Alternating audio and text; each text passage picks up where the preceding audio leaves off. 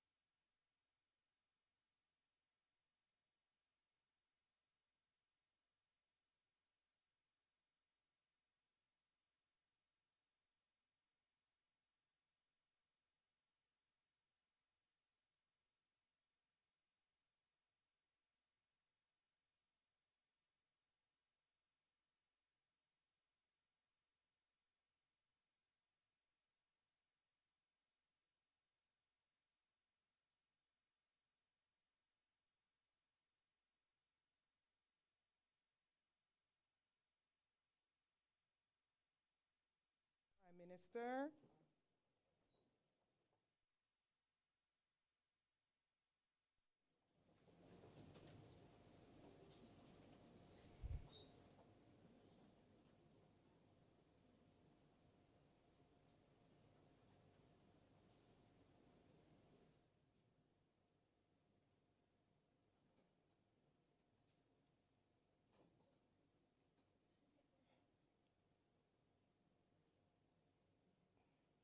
Dress rehearsal.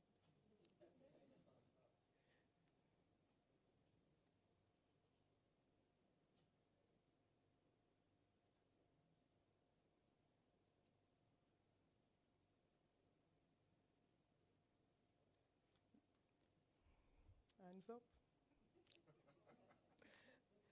Maybe you should take your seats in two. Dress rehearsal. And we do it again. I got the call that he was coming down the corridor.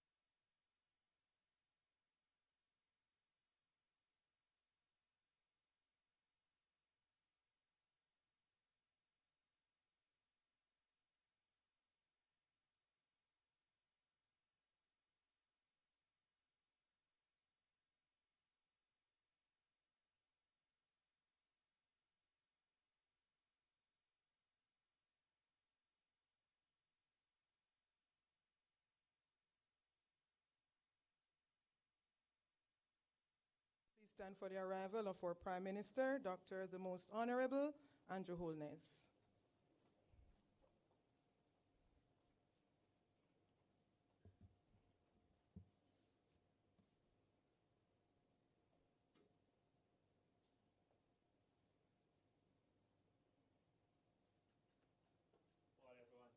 Good morning, Prime Minister. Please remain standing for the playing of the national anthem.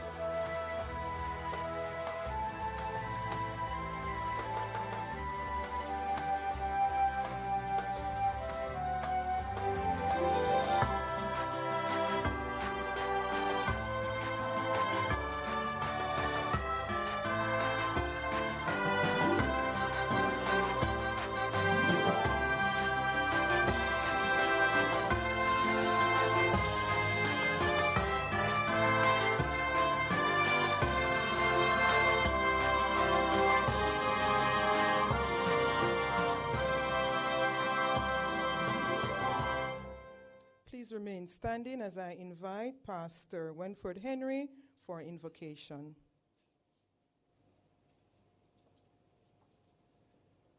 Let us pray. Our Heavenly Father,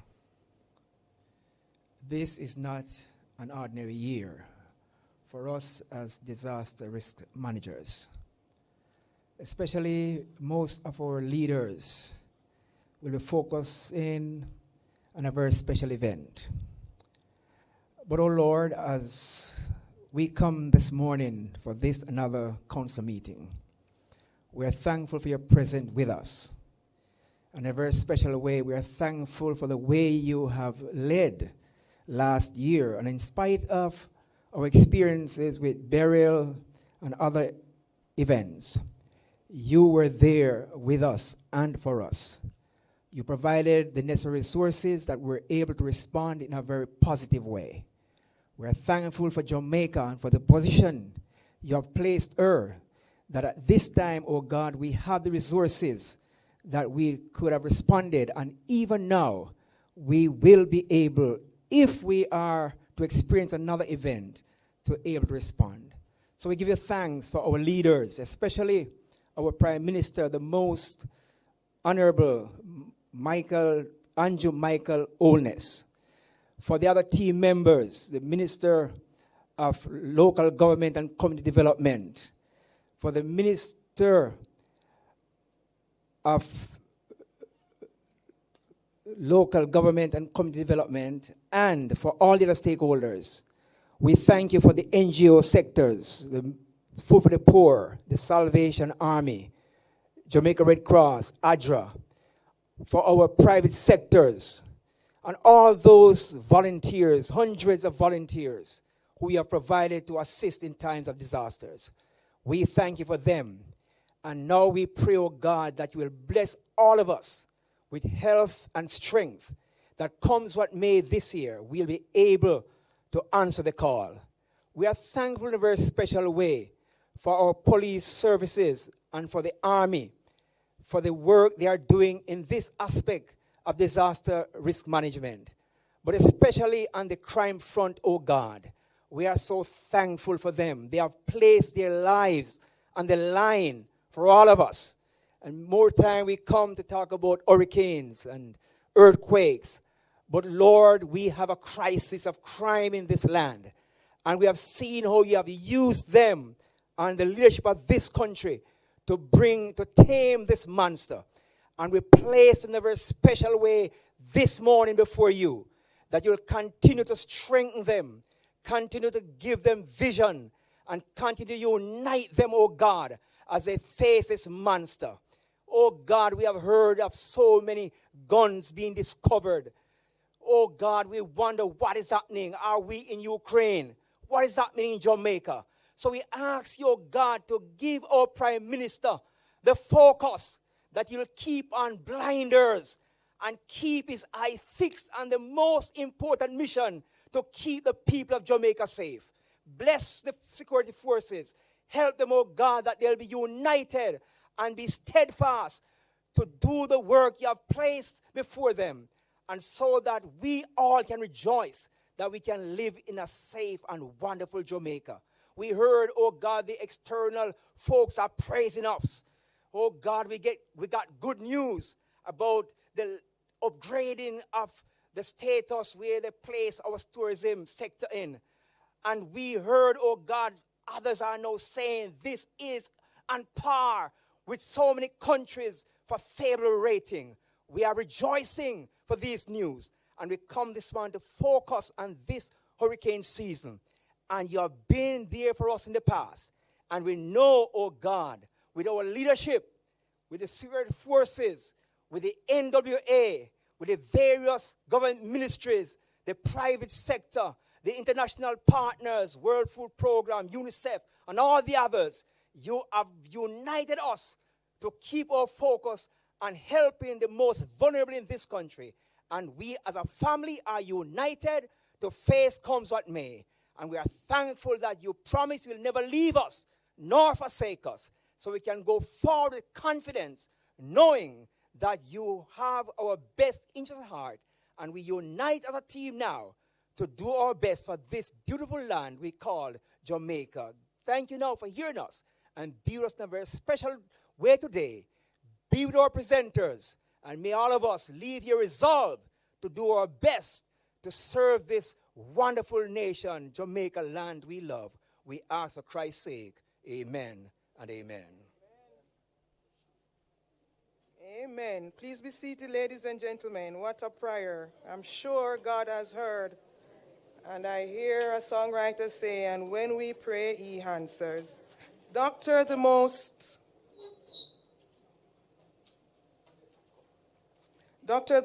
Honorable Andrew Holness, Prime Minister of Jamaica, Mrs. Natalie Garvey, representing the Leader of the Opposition, Honorable Desmond Mackenzie, Minister of Local Government and Community Development, my own minister, Cabinet Ministers and Minister of State, Honorable Audrey Sewell, Cabinet Secretary.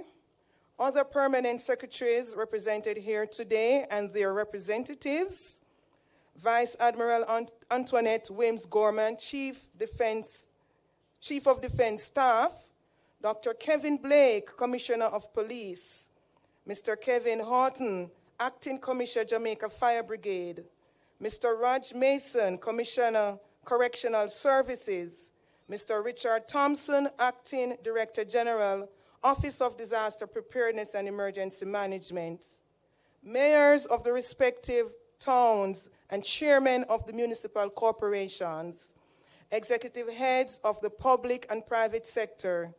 Other members of the council and members who are joining us virtually. Members of the media, ladies and gentlemen, good morning to you. As the event is being carried live, let me also acknowledge the listening public and to establish at this time that the council meeting of the National Disaster Risk Management Council for 2025 is now called to order. Prime Minister, I would like to report that we have received apologies from a few of our members. Senator Johnson Smith, Minister of Foreign Affairs and Foreign Trade, our Financial Secretary, Mayor Richard Vernon from St. James. He's represented this morning by his Deputy Mayor, Mayor Sheridan Samuels, Deputy Prime Minister, and our Minister of National Security. If there are other apologies that have not been so indicated to me, I would invite that it now be so indicated for the purposes of the records.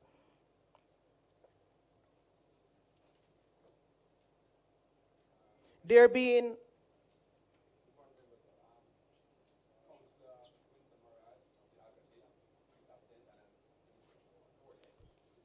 Thank you so much, sir.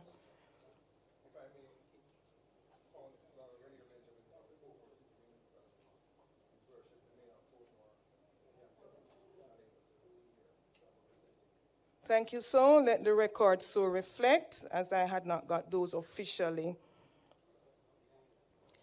As we are aware, the council meeting of the National Disaster Risk Management Council is to be convened at least once annually. There are some members, however, who may not be so familiar with its function. Just to summarize, the council is comprised of all cabinet ministers, is chaired by our Prime Minister. Deputy Chairman is our own Minister, Honorable Desmond Mackenzie, who has responsibility for disaster management activities within the country. All permanent secretaries, including the Financial Secretary and the Cabinet Secretary, and all the members therein are listed under the second schedule of the Disaster Risk Management Act of 2025. And Section 6 outlines that the chairman may invite at any meeting of the council such other persons as the chairman deems fit. I believe we have with us this morning also Prime Minister, members of the team that was charged to look on the disaster management activities from last year in the person of Miss Trudy Deans. I'm looking in the audience. I'm not seeing her. Just stand for me, please, so that those who are not familiar with you can see you. So that is Miss Trudy Deans, in the absence of our ambassador, Anthony Anderson. She has, I believe, is representing this morning. And I believe also there may be other members who are representing other agencies, sir, such as the National Environment and Planning Agency, and some permanent secretaries who have not been able to join virtually. Their representatives have joined us virtually. In addition, Section 7 sets out the function as under Section 17 of the Act to advise that the council meeting shall be convened to review and advise on national strategies for disaster management, review the state of disaster management in Jamaica, and report its findings at least once annually to the Cabinet to facilitate effective national coordination of preparedness for, response to, and recovery from any disaster or emergency situation, and collaboration of stakeholders in relation thereto. That being said, Mr. Chairman, our Prime Minister, I will now invite Honorable Favour Williams, Minister of Finance and the Public Service, to bring some brief remarks.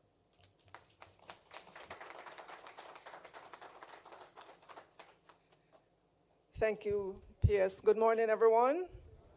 And I know PS went through the very long list, the protocol list, so I would just acknowledge that. But let me acknowledge Dr. the Most Honorable Andrew Holness. Of course, we have MP Nita Garvey here representing the Leader of the Opposition. Let me acknowledge as well our host minister, Minister Mackenzie, and to say colleague ministers and MPs, heads of our joint security forces, members of our fire services, CAPSECs, PSs, mayors, deputy mayors, heads of agencies and departments, members of the media, good morning. Despite the Saharan dust, I still want to say good morning to everyone. In the face of what we know to be increased intensity of weather-related events, we would have been in a very bad place when Beryl struck if we had not implemented our national natural disaster risk financing policy. And because it's such a long phrase, I'm going to just call it the NNDRFP. It has many layers of what we call shock absorbers for the economy. Since then, we have increased our disaster coverage to ensure we have the financial flexibility to meet natural disasters. So the NNDRFP allows the government to prepare financially for natural disasters. The policy ensures funds are available for response and recovery efforts. Had this government not had the foresight to ensure we had this multi-layered risk-absorbing facility in place when Category 5 Hurricane Beryl hit, we would not have been able to do the emergency repairs to public infrastructure, cleanup and relief recovery activities, as well as the social expenditure to assist the indigent and other vulnerable populations. So currently, our NNDRF stands, our cushion, stands at approximately $130.6 billion in terms of coverage. How much we can draw down on that will depend on the severity of the disaster. Our disaster financing policy takes into consideration those events that are high frequency but low severity, such as floods, and these can be dealt with through budget reallocation or reserve and contingency funds to provide immediate resources for relief efforts. For the higher severity, low frequency events such as hurricanes, we have to use insurance instruments such as the facility that we have with CREF, our Caribbean partner. And it says in times of disaster, or policy that is, start with what we can reallocate, what we can defer, what we can delay or cancel. And if that is not enough, go to the next layer, the contingency fund and the National Disaster Fund. This is $4.8 billion. Then you go to the National Natural Disaster Reserve Fund that has $1 billion. Together, these two funds total $5.8 billion and are Jamaica's own resources.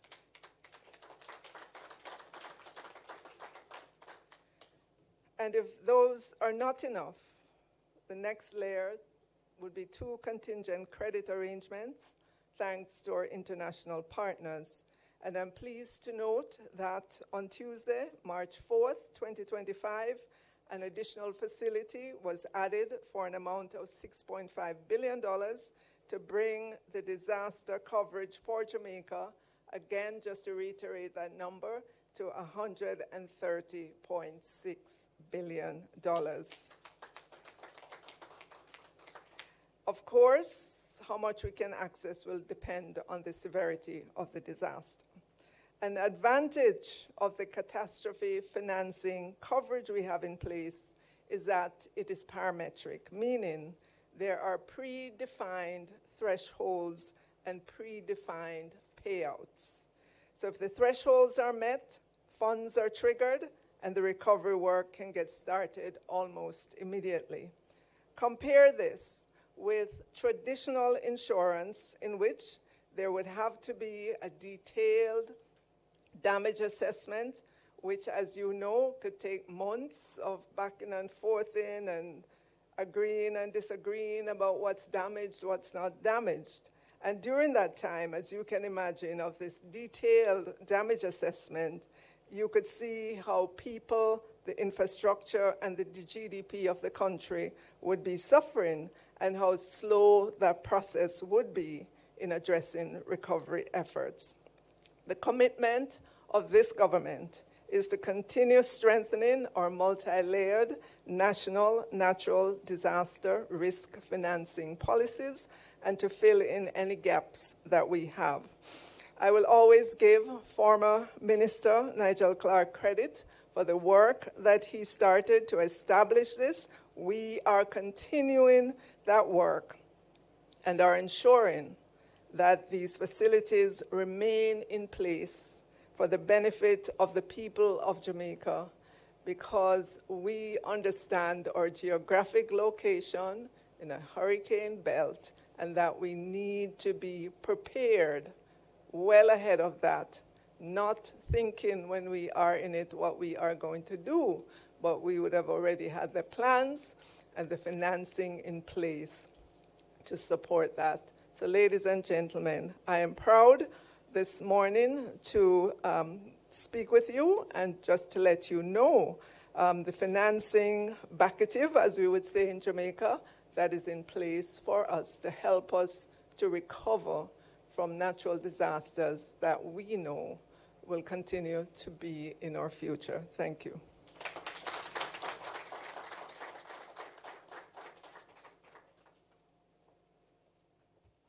Ladies and gentlemen, I now invite Honorable Desmond Mackenzie to the podium, and this is to formally also hand over to him. He'll take charge of the meeting at this time, and we'll do the introductions of our Prime Minister.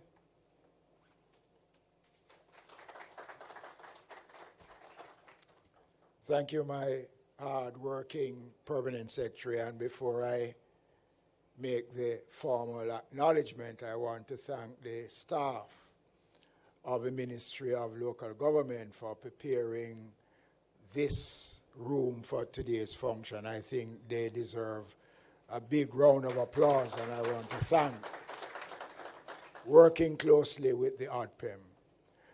Most Honorable Prime Minister, Member of Parliament Nita Edley, colleague, Cabinet Ministers, Minister of State, Madam Garvey. Other distinguished ladies and gentlemen, good morning. The morning session belongs to the Most Honorable Prime Minister. But I want to give the country the assurance that the Office of Disaster Preparedness and Emergency Management is fully equipped, financially and otherwise, as we go into what is anticipated to be a very active hurricane season. I want to use the opportunity this morning, as I did last Wednesday in Parliament, to urge Jamaicans not to turn their backs on the various advices that will come. We saw the effects of Berry last year, and it was because we were proactive last year we were able to come back in a way that a lot of people didn't expect us to. It was because of that collective response from all of us as Jamaicans. So as we prepare for this hurricane season, over some 900 shelters have been inspected and is ready. The Ministry of Labor has enough supplies.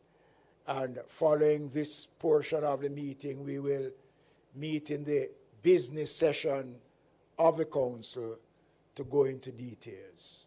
So at this point in time, ladies and gentlemen, those who are joining us online and those out there in Radio Land, I want us now to welcome, to address not just the council but the country on Jamaica's state of readiness as we enter the hurricane season for the year 25. Let's welcome the most Honorable Prime Minister, Dr. the Honorable Andrew Michael Holness.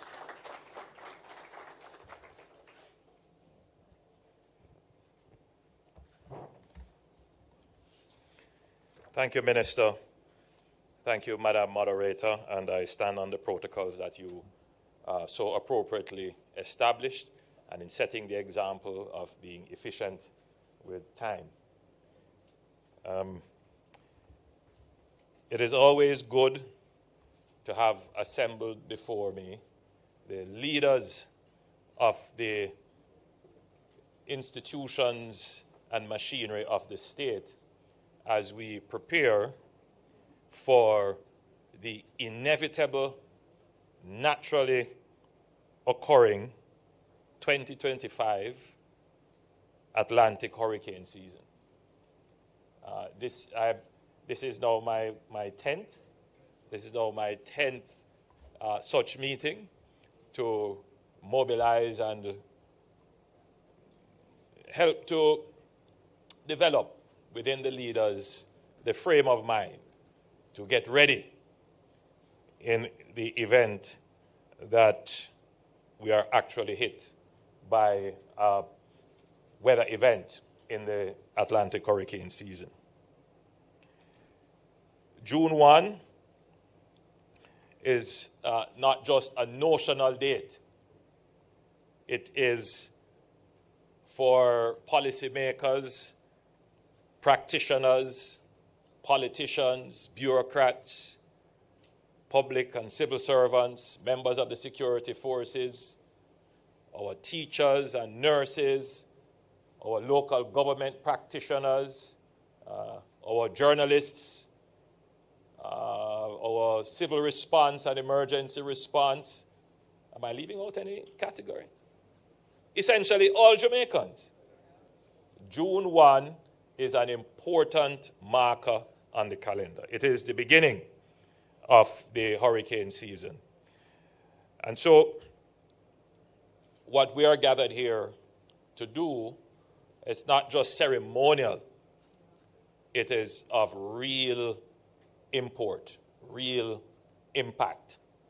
And so that is the first kind of base attitude that must be set in determining and establishing the state of readiness and the frame of mind.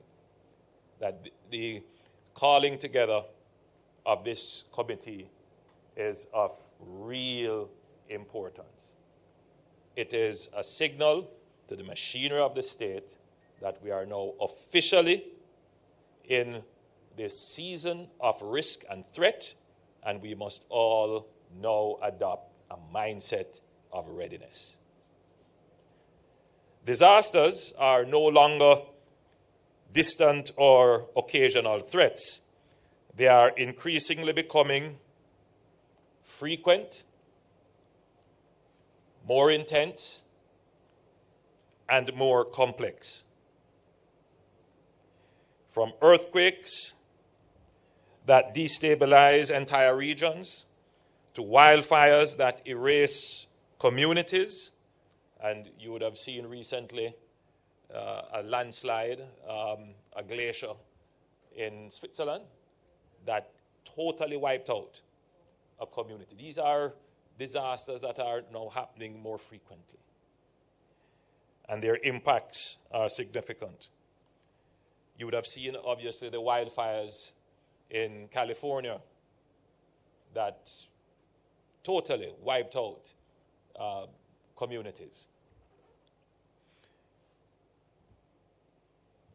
The global disaster risk landscape is evolving at a pace that challenges the traditional models of preparedness and recovery.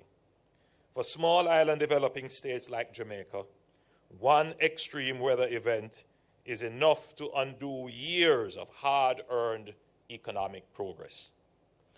And with climate change accelerating, these will only grow more disruptive.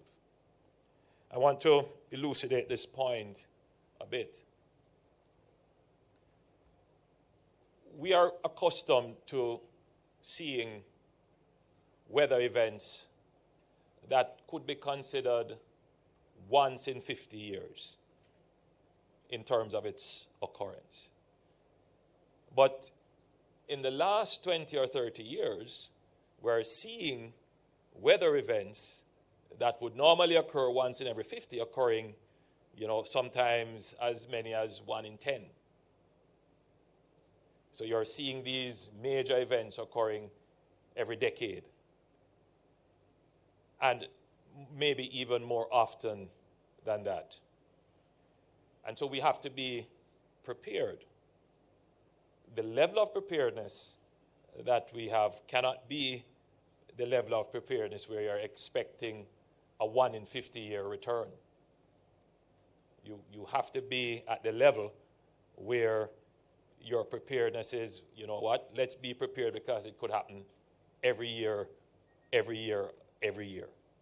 That's the level of preparedness that we will have to have. The level of disruption as well is far more significant because of the interconnectedness and complexity of our society. So one weather event can trigger not just displacement of citizens because they have lost their homes. You're going to now have to look at the health situations that can follow, the law and order situations that can follow, the impact on the other areas of the economy, particularly those that are directly related to agriculture, the impact on trade because of the dislocation of supply chains. So it becomes very complex. So the preparedness of the nation is not just about being able to conduct a humanitarian exercise when a disaster hit. All right? You have to now be prepared to deal with the energy crisis that could come, the trade crisis that could come, the impact on the economy in terms of inflation when goods get scarce, the citizen safety and security issues that could happen, all elements of any consideration as to the stability of the society must be considered in preparedness when such disasters strike. We have long accepted the undeniable link between poverty and disaster vulnerability. Those with the least often bear the greatest burden. And that is an absolutely true statement. It is the poor that is most affected by disasters.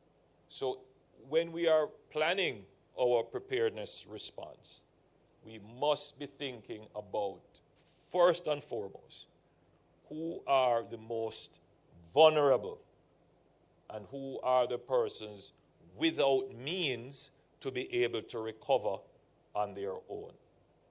So that must be a prime consideration in our disaster recovery. So I'm speaking to many heads of agencies and entities here. So if it is a matter for the local government to consider in your constituencies, and in your various localities, which community is going to be impacted, not just by the weather, not just by a flood, but from a socio-economic standpoint. Which community do you need to have stocks and resources pre-positioned and prepared to respond to? You have to be planning for that.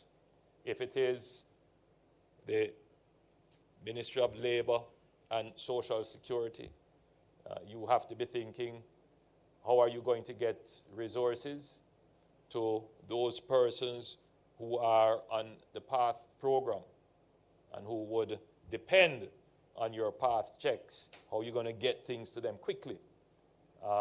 Again, in the Ministry of Local Government, for those people who you have to take care of who are in the various infirmaries and homes, how are you going to have those resources because they're not in a position to help themselves?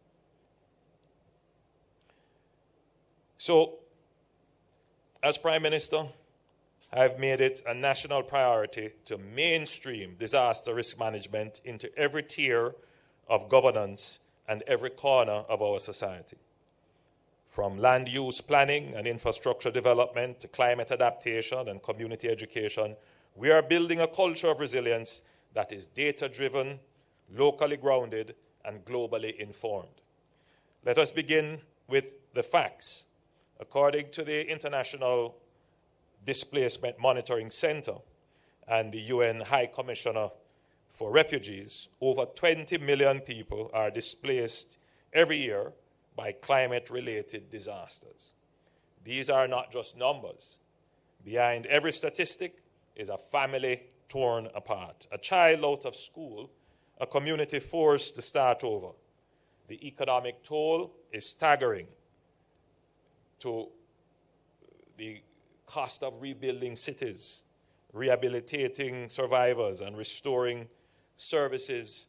These costs can reach billions of dollars. So in light of this, Jamaica has adopted a multi-pronged strategy to reduce risk, respond effectively, and build forward stronger.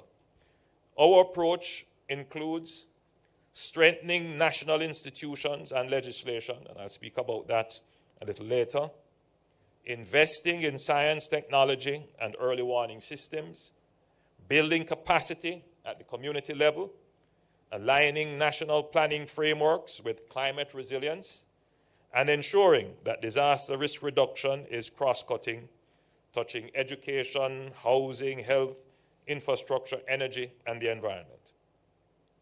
We have also advanced the review of our national disaster risk management framework, and we are developing a new policy to ensure we are fit for purpose. One of our greatest assets in disaster management is communication. Thanks to our partners, including the government of Japan through JICA, we now have a robust national disaster emergency telecommunication system and public safety network.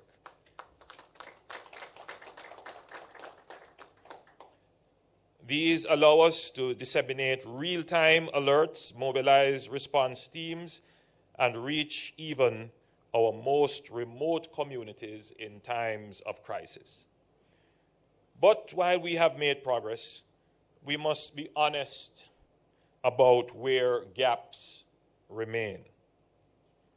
Now, following the devastation of Hurricane Beryl last year, we established the Disaster Risk Management Review Committee to assess our disaster preparedness and response efforts in the aftermath of the hurricane with a view to learning from the experience and strengthening our readiness and response to both natural and man-made hazards. The committee was chaired by Major General Anthony Anderson and comprised distinguished experts, including Dr. Paris Leahy, Ms. Trudy Deans, and Mr. Jonathan Brown, and I want to thank them for their work and contribution. Ms. Deans is here representing the committee.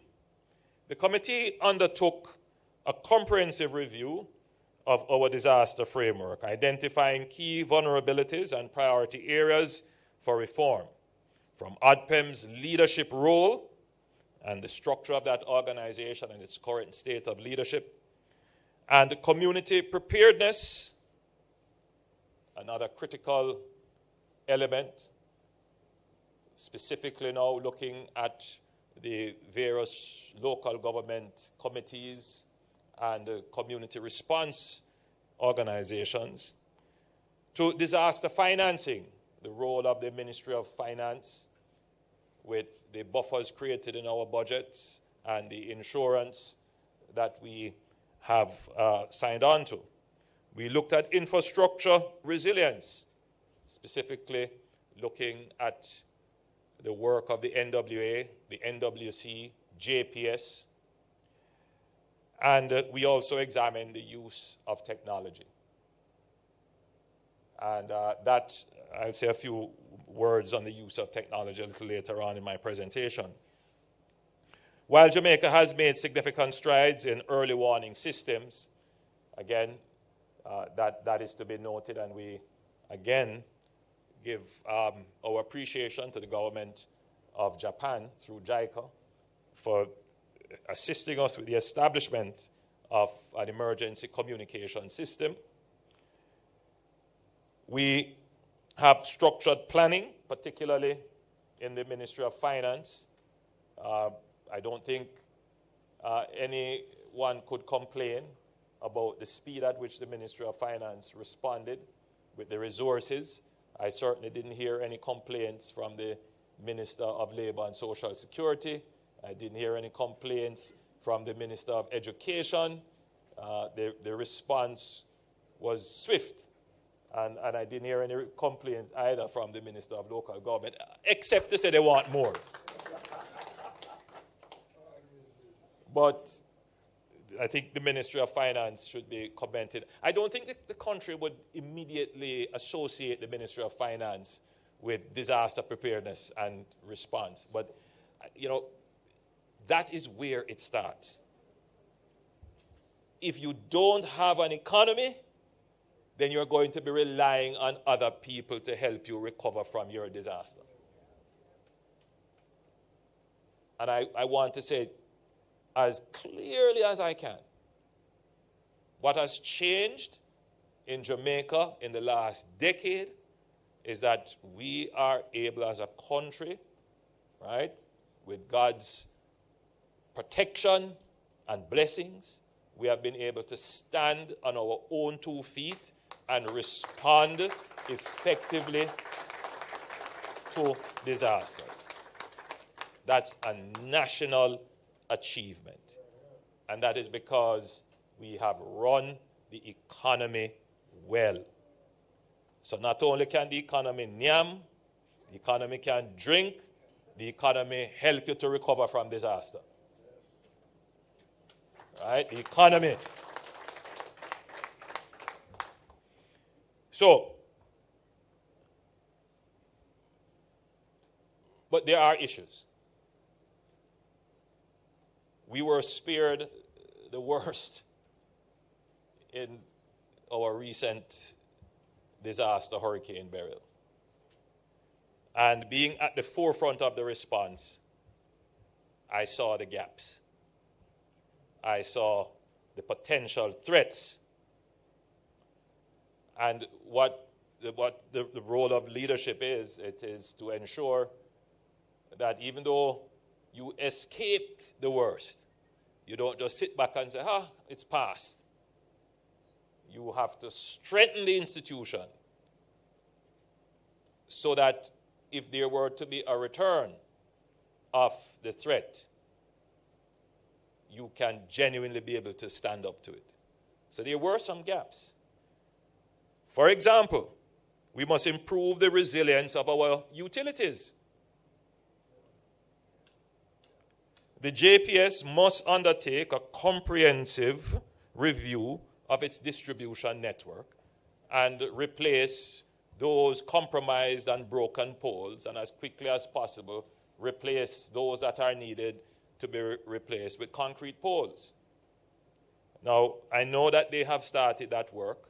There is a budget, a capital allocation for that, and that work must proceed right throughout the year with great speed and alacrity, so that, God forbid that there is any other disaster to come, that we are not without electricity in those areas for any extended period of time. And I know that the JPS is addressing that, but we must say it publicly, and we must hold them to account for it, to move very swiftly in ensuring that the distribution network is resilient and resistant to these weather events. As we examined the operations of the NWC,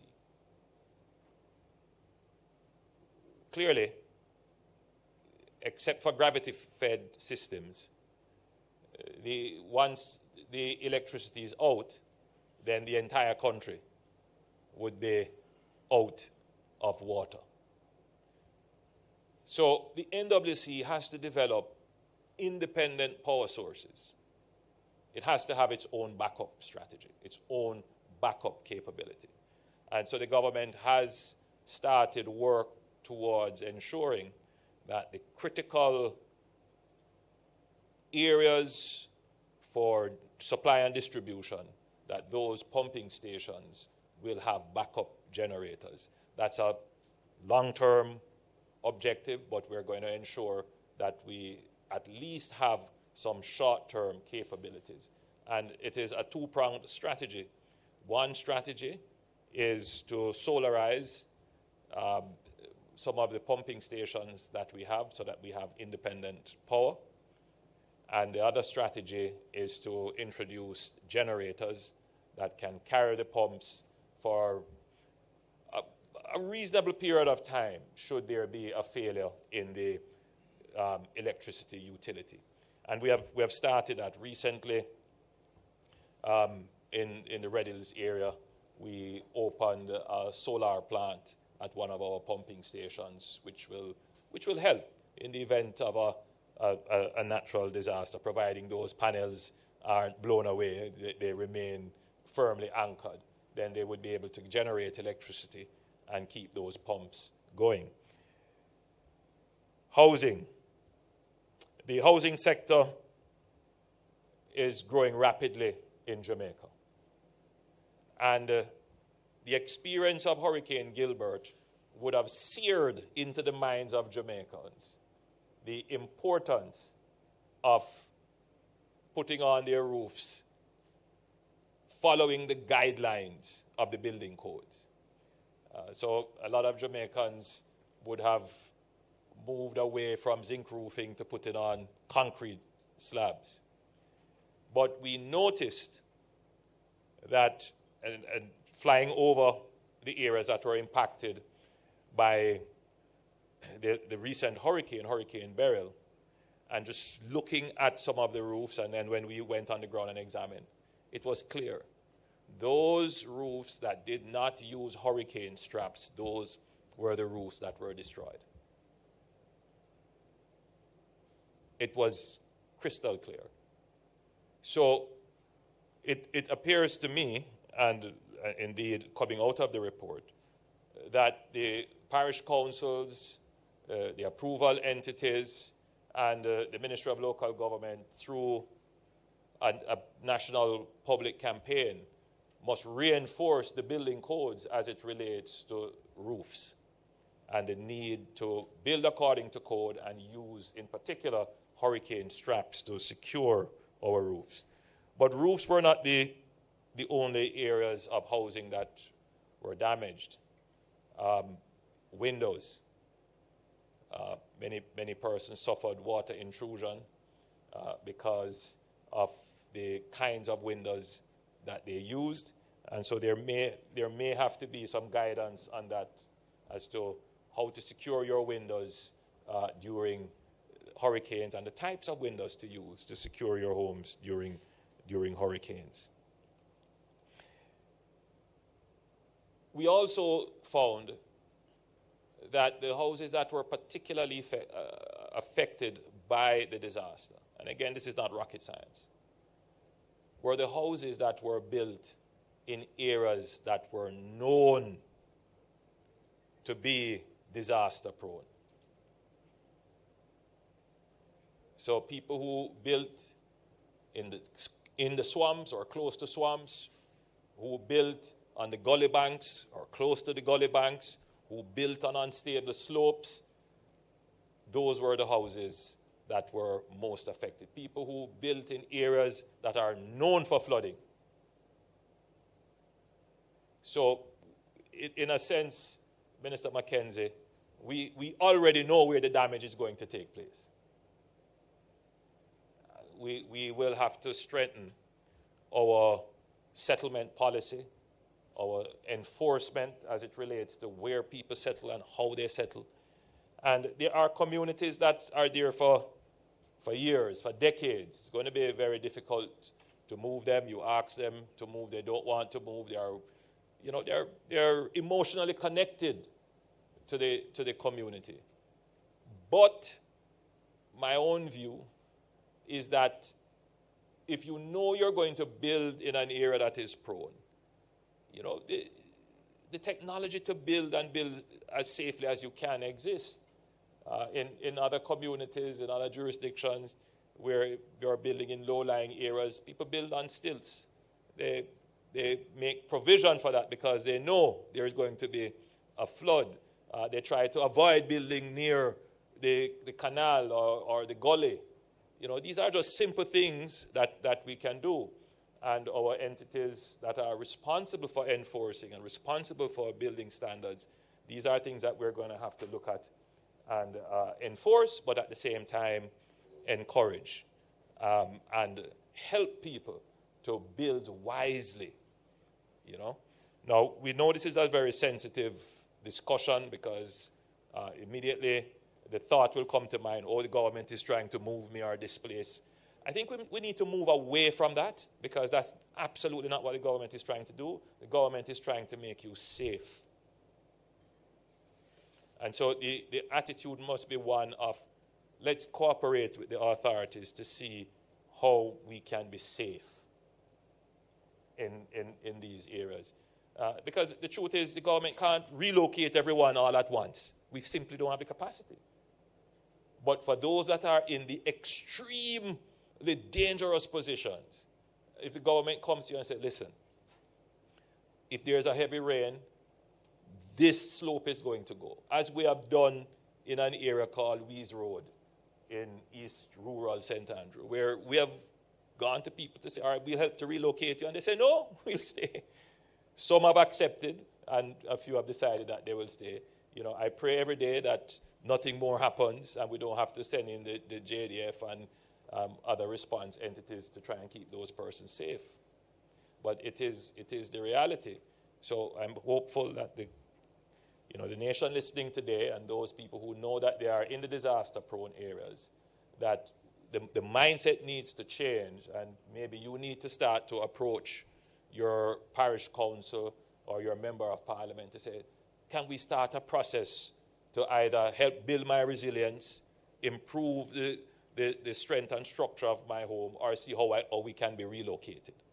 I think that has to be the mindset now, given that you are going to have greater frequency and greater intensity of natural disasters that will affect your habitat and your home. Now, we must accelerate the expansion of early warning systems. And the government has been investing heavily in that. The Ministry of Economic Growth has been investing in that. We've recently installed a Doppler radar system and other systems right across Jamaica. We note that there is some pullback from NOAA in the United States. So we are going to have to make our own investments to ensure that we have enough early warnings should there be any disasters. And that is something that we're doing, and we will continue to increase our own capacity and indeed cooperate with other regional entities so that we have the information through early warning systems. Given the increased threat of sea level rise because of the climate change issues, we are going to have to take coastal protection much more seriously than we did in the past.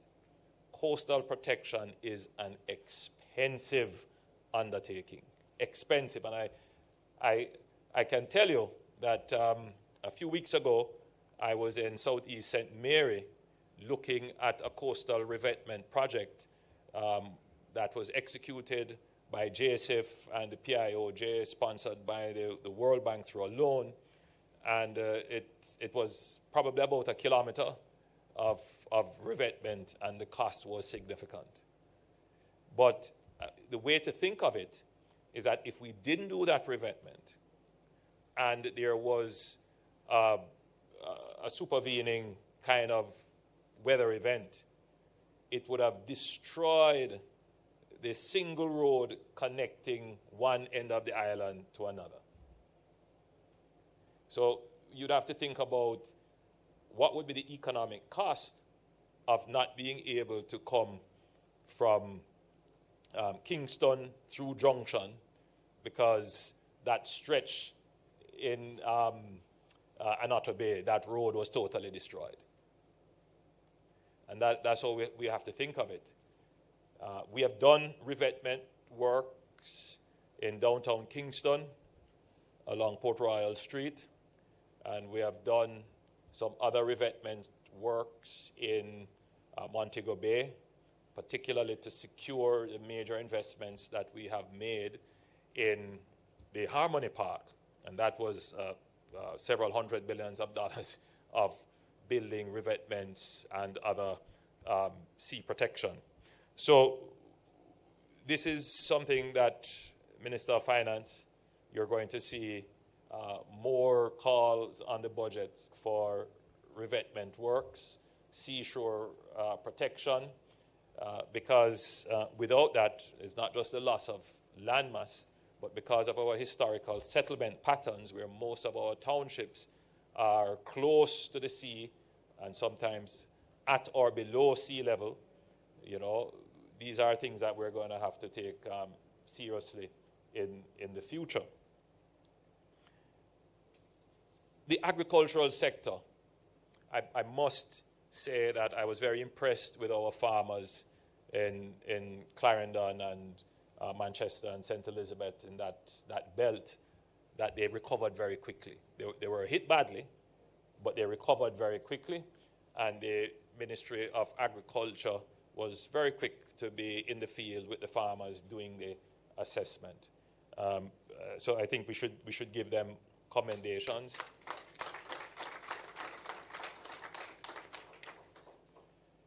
The response was financial, but they did get some supplies, and I think we're going to have to kind of strengthen our response there to see how best we can help farmers, especially those that are utilizing grow houses like greenhouses and other covered agricultural technology. They suffered badly because of the damage to their greenhouses. So there needs to be greater outreach and education as to how to dismantle, how to protect, and whether or not there are actually technologies that are available that could be deployed to secure greenhouses in the event of these kinds of disasters.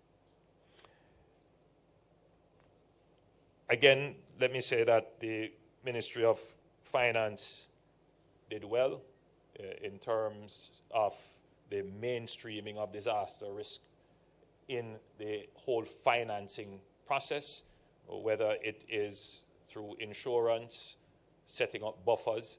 And when we speak in this language of buffers and insurance, the average person may not immediately see why that is important. For decades before, we had established a disaster fund, and there was literally nothing in the disaster fund.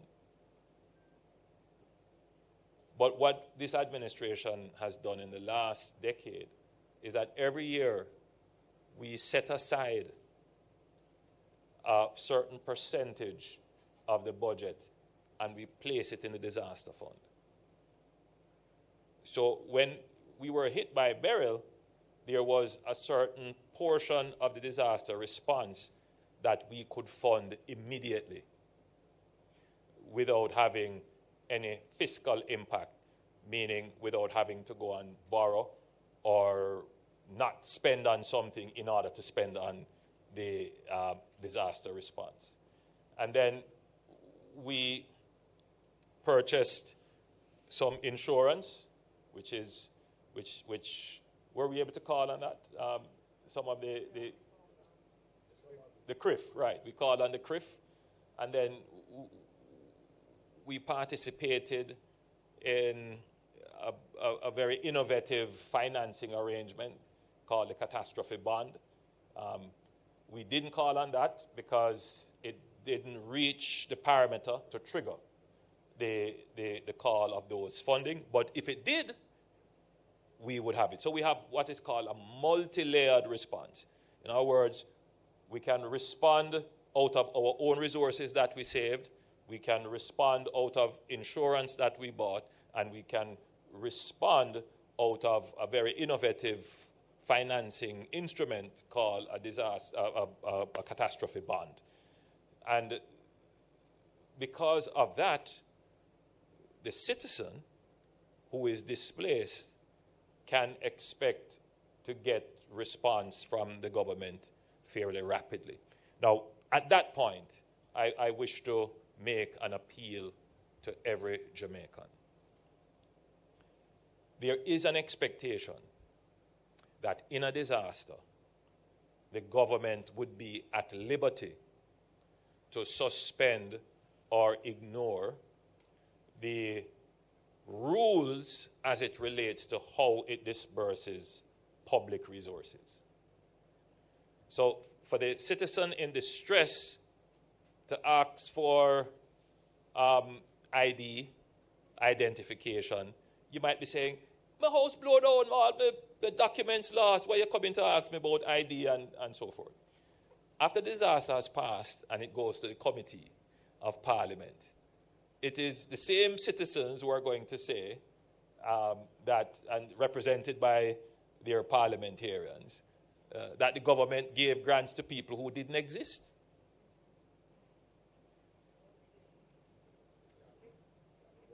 It's the same criticism is going to be leveled at the government that, you know, we are not following the rules and that there is some corruption somewhere.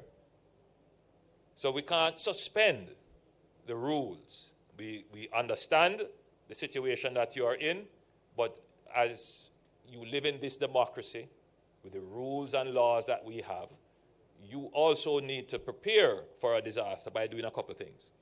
Firstly, your ID may be a physical document. Protect that. Put that in a safe place. Put it in a Ziploc bag. You know, if you have to keep it on your person, protect it. But your ID, in a sense, is also digital and not exclusive to you. Well, it's exclusive to you, but it's not held by you alone. So, for example, if you have your TRN number and you are able to tell us what your TRN number is, we can go and check to verify that, oh, this is a TRN number, and then we can go through a process of verifying who you are. So, in other words, the loss of your TRN number does not mean you've lost your identification, because that's backed up somewhere in a safe database. So you need to be able to, if you can, memorize, but have copies of it. Keep them, those physical representation of your ID, in a safe place. That's number one. Number two, we are not going to be able to give out the response, recovery grants, and so forth without conducting some form of assessment first. So, you know, I've met people who come and say, Prime Minister, my house mash up, I'm going to get nothing. And I would say, all right, have they come to assess your house? No, me not see nobody yet. But you don't need to assess nothing, Prime Minister. See the house they mash up. Well, I am not the qualified assessor. So somebody has to literally come and check, because in a disaster, there are persons who will say, which we have situations, where the social workers go out and somebody come and says, my house, this, and see it mashed down there, and take the person's number. And then when that person comes home from work now, the social worker is already gone. And then, they go to the ministry to say, I live at X address, and I heard you came by, but you didn't see me. And when the social worker checks the address, he says, no, but I came there and somebody claimed your benefit.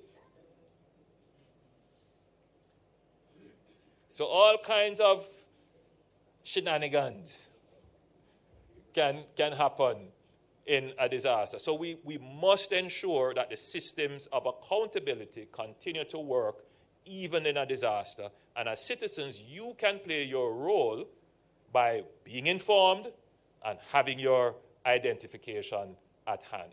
That's very important.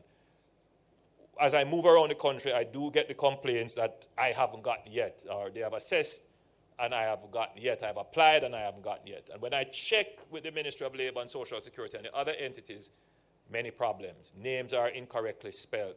The TRN numbers are incorrect. All kinds of issues with identifying.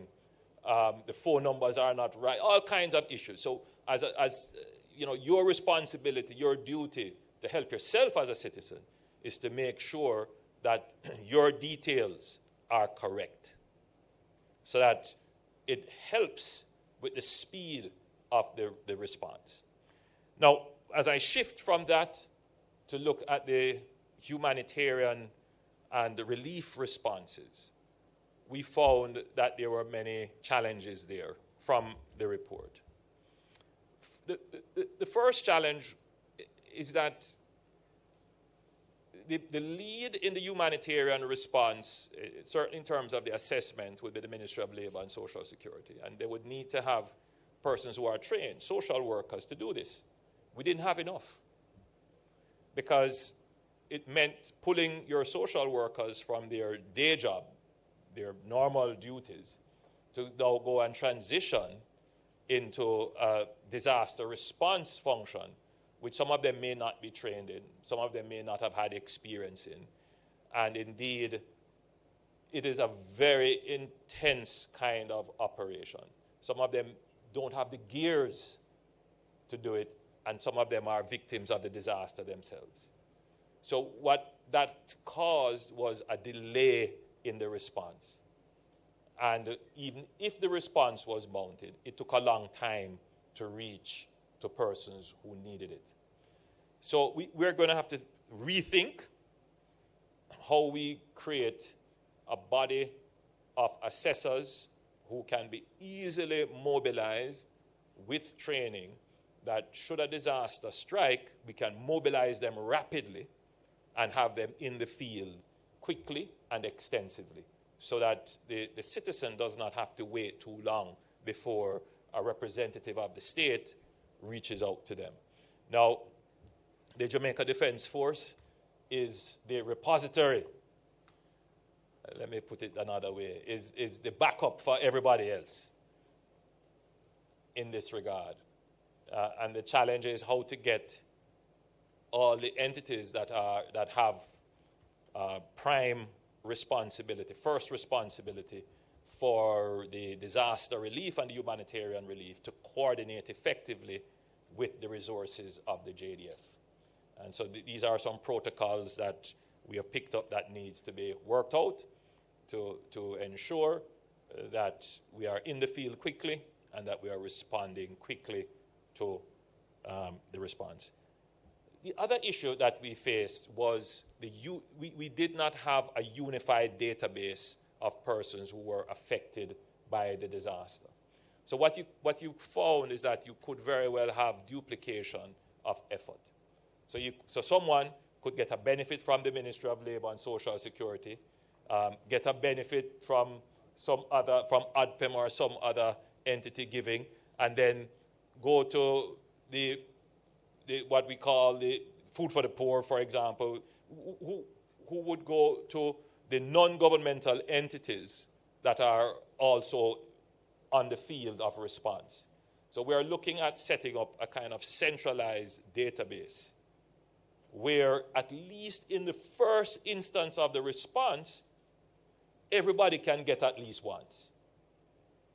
Because what you find is that it is those citizens who are in the know and who are connected who will get 2, 3, 4, 5 times, while someone who is not in the know, not properly identified, not connected, gets nothing, but is out there being very critical of the system. That, see, nobody don't care about me. When that's not really the case. It's just how the system is organized, or rather not properly organized. And so one of the things that we're going to have to do is set up this kind of central database, which then leads me to the issue of technology. The Ministry of Labor and Social Security, the Ministry of Local Government, two prime entities we must embrace technology, certainly in terms of the digitalization and the establishment of the central database. That's absolutely critical if we're going to be able to distribute the humanitarian and recovery support in a quick and timely fashion. So that is something that we are working on and coordinating. But as I flew over the damaged areas the day after the hurricane hit, I had my notepad, and as I was flying over the coast, I was just marking one roof, and then strokes, that's 5. In other words, I could do a rapid assessment just by flying over. And I suspect that the JDF does that and with their aerial capabilities. But there are far more efficient technologies using artificial intelligence that can scan areas and tell you which roof was damaged, the extent of the damage, and then you can use that data to make assessments as to how much should be assigned to persons. So in other words, the on-the-ground social worker coming to knock on your door and look, that effort could be enhanced greatly by the deployment of disaster assessment technologies using the available technologies through drones and artificial intelligence, which would give you rapid assessments, which would help to speed up the process of response. So this is something that we recommend strongly to the Jamaica Defense Force, the ADPEM, Ministry of Local Government. That capability needs to be integrated into our disaster response. So our telecommunication providers. Now, generally, I think Jamaica has a very, very robust telecommunication infrastructure. It has served us well. It has carried us through storms and are back up relatively quickly. But we have seen where they are vulnerable to criminal activity, particularly the theft of fuel, the theft of generators, the theft of copper and fiber, and sometimes even the repeaters. So that is a significant vulnerability. I know they have invested heavily in trying to secure the equipment that keeps the network running, but I think that the government must now create special legislation to place special harsher penalties on those persons who prey upon these critical infrastructure. Now think about it. Someone goes and steals, 50 gallon, 100 gallon of fuel. that repeater cell site goes down. The person who steals, gets whatever he gets. I don't know how much they'll get for that fuel. They probably sell it at half price. But everybody else is without. The commerce that doesn't get to go through, right? Somebody in an emergency need to call a hospital or get some emergency service. That one thief would have put an entire community at risk. And we cannot treat it as, just him just thief some fuel. That level of thinking in our society where we make excuses for these kinds of acts, we must take that out of our mind. His act is not stealing from the telecommunication company. He's stealing from you. He's taking away your security and your safety.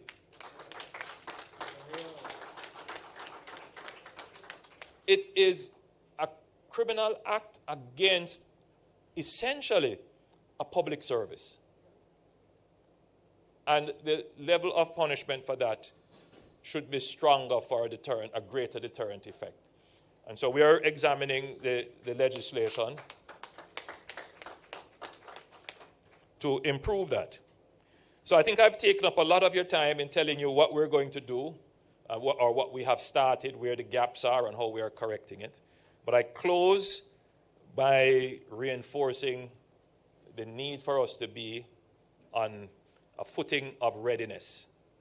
To say to you that we have seen the gaps, we know what the gaps are, which is the best thing, to be aware of what the gaps are. We have not been hit by a really, really serious hurricane for, maybe before Beryl, maybe 20 years or so. So we have not really had that kind of experience. We've been going through the kind of dry runs and practice runs. But because, our systems have become more complex, and we have not necessarily tested all of the systems, there are gaps. But the good thing is that we did the review, we are aware of what the gaps are, we are moving to correct them, and even if there were to be an event, we know how to change, how to move, how to maneuver, and what to be prepared for as we put in place the institutions to permanently close those gaps. So, in closing, the NOAA, the National Oceanic and Atmospheric Administration of the United States, has projected up to 19 named storms this season, with up to 5 potentially becoming major hurricanes. So the question is not whether a storm will come, but whether we will be ready. Preparedness saves lives, preparedness protects progress, and preparedness shortens recovery. So I want to leave you with this. Building resilience is about empowering our people, strengthening our systems, and preserving our development gains. We must not only bounce back, but we must bounce back higher, and we must bounce forward. So let us commit today as a united council, as a nation, to continue building the Jamaica that can withstand any storm, one that does not crumble under pressure, but rises stronger each time. Together, let us lead, prepare, adapt, and protect. Together, let us build a disaster-resilient Jamaica. Thank you for choosing Jamaica.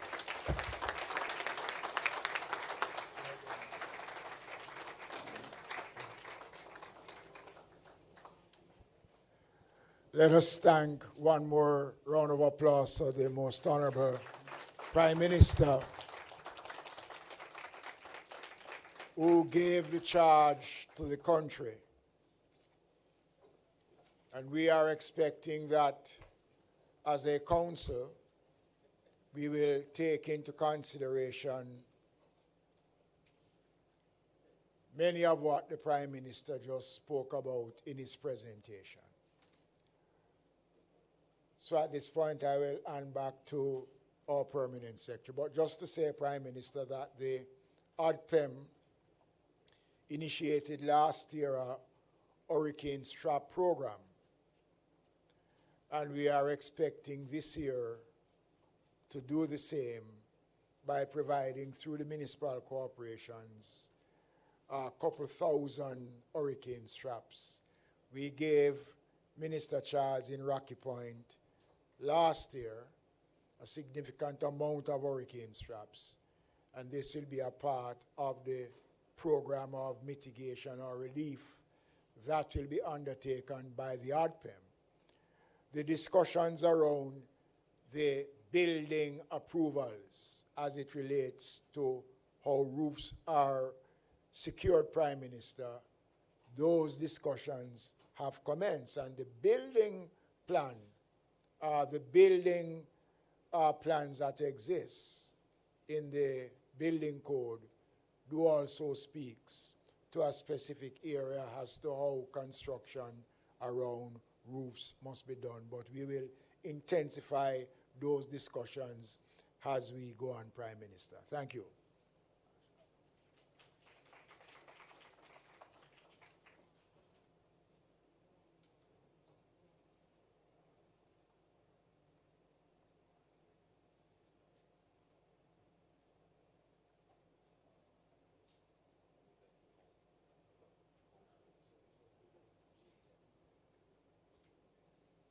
Okay, thank you, Minister, and also thank you, Prime Minister, for that detailed review and charge to the Council this morning. At this time, we have arrived at a break in the agenda for today, and this is the time that allows our distinguished guests and Prime Minister, who I believe also has another event to leave if so desires. However, for the second leg of the program, which is the business component, we will have presentations from respective agencies to commence with the ADPEM, Office of Disaster Preparedness and Emergency Management, and of course our Met Office by our own Evan Thompson. Evan, you look far to the back, you need to come up front. We also have presentations from the Mines and Geology Division. We have heard Prime Minister spoke about our slope stability. And of course, an earthquake can happen at any time. The last big one, we were in this very room and there was a table right here, which I happened to fit under CABSEC. It wasn't too small. And I believe 2 other persons joined me under the table. And when I looked up, I said, if it's coming down, at least we have space under there for some oxygen. We don't have that today, so we pray there will be no earthquake. We also have presentations from the Jamaica Fire Brigade, the Ministry of Health and Wellness, the Ministry of Labor and Social Security for those who are interested. This is perhaps one of the big ticket items, Minister Charles. And of course, we will have the Jamaica Public Service and Petrojam Jamaica Limited, or Petrojam Limited, to be exact. And thereafter, we'll have questions and answers. However, we might break it up a bit because it's a lengthy business segment. However, if you need to step down now is the time to do so while Mr. Thompson prepares to come. So we're not going to just take a break and stop. We'll just allow you to step out if you need to. But Prime Minister, if you would like to hear Mr. Thompson's comprehensive disaster management. Yes. Yes, sir. Yes. So that is it.